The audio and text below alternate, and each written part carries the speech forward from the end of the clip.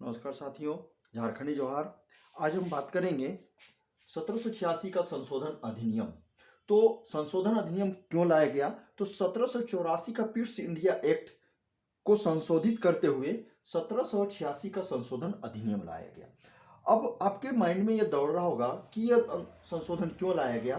तो हुआ क्या था कि 1784 के पिट्स इंडिया एक्ट में आप देखेंगे कि कंपनी पर ताज का अधिकार के साथ साथ देखेंगे उनके अधीनस्थ प्रेसिडेंसी, सुप्रीम सरकार, गवर्नर जनरल, उनके काउंसिल परिषद में कंपनी का प्रभुत्व को बढ़ा दिया गया। लेकिन साथ में देखेंगे कि गवर्नर जनरल की शक्तियां समान थी, जस के तस था। लेकिन गवर्नर जनरल को क्या था, परिषद, जो उनके परिषद थे उनके अनुपालन करना पड़ता है, अर्थात उनके निर्णयों के अनुसार ही काम करना पड़ता था गवर्नर जनरल को। तो गवर्नर जनरल को एक तरह से परिषद के निर्णय के अधीन रहकर काम करना पड़ रहा था। भले ही गवर्नर जनरल इसमें सहमत हो या ना हो, ये कोई मतलब नहीं रखता था। मजे की बात यह थी कि गवर्नर जनरल को उसके अधीन ही रहकर काम करना पड़ता था।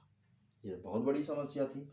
लेकिन अब यहां देखेंगे कि 1786 के संशोधन अधिनियम लाने का उद्देश्य ही क्या था। तो इस समय देखेंगे कि वारेन हेस्टिंग्स उस समय गवर्नर जनरल थे। 1774 से 1785 तक गवर्नर जनरल थे। तो उसके गवर्नर जनरल के उत्तराधिकारी के रूप में लॉर्ड कॉर्नवालिस को भारत लाना था और लॉर्ड कॉर्नवालिस को भारत के गवर्नर जनरल बनाना था। इस उद्देश्य से इस संशोधन अधिनियम को लाया गया। लेकिन लॉर्ड कॉर्नवालिस क्या चाह रहे थे कि उन्हें मुख्य सेनापति, कमांडर इन चीफ का भी पावर चाहिए, ताकि हर निर्णय वो अपने हिसाब से ले सके, पार्षद के हिसाब से नहीं। तो यही कारण है कि लॉर्ड कॉर्नवालिस को जब 1786 में गवर्नर जनरल बनकर आने की बात की गई तो यह शर्त रखा। इस शर्त के अकॉर्डिंग टू इस संशोधन किया गया, अर्थात 1784 का पिट्स इंडिया एक्ट में संशोधन करके 1786 का संशोधन अधिनियम लाया गया। और इस अधिनियम में लॉर्ड कॉर्नवालिस को governor general, commander in chief की शक्तियां प्रदान की गई। साथ में यह भी बोला गया कि गवर्नर जनरल जो परिषदों के निर्णय, जो अपने परिषद थे उनके निर्णयों को भी वह रद्द कर सकता है, साथ ही वे अपने निर्णय को लागू करेंगे। ठीक है, वो अपने निर्णय को लागू करेंगे, वो परिषद के निर्णय के आधार पर काम नहीं करेंगे। और यह व्यवस्था कब होगी? जब ऐसी कोई विशेष अवस्था होती है, कोई ऐसी अवस्था आ जाए तो गवर्नर जनरल को एक वीटो पावर की मिल गया। इस तरह से साथ ही आप देखेंगे गवर्नर जनरल की नियुक्ति में बोला गया इस संशोधन अधिनियम के तहत कि राजा की स्वीकृति की आवश्यकता नहीं है।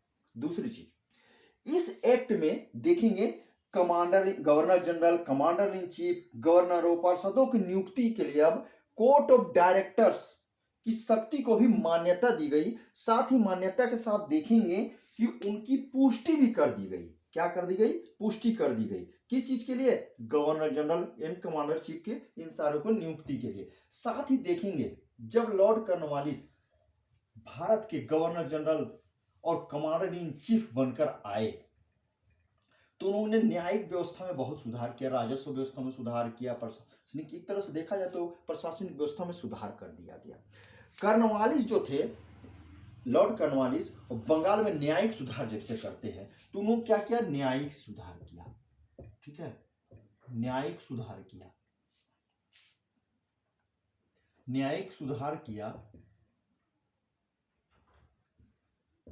तो न्यायिक सुधार में आप देखेंगे कि बंगाल में 1793 ईस्वी में अस्थाई बंदोबस्त लाया।